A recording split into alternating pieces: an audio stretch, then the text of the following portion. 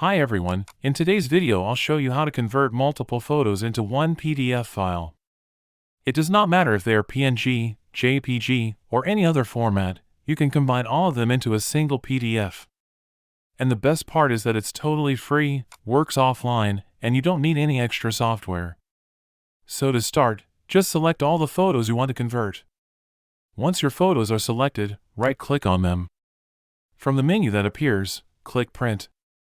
On some Windows 11 versions, you may need to click Show More Options first, then click Print. Then a new window will open.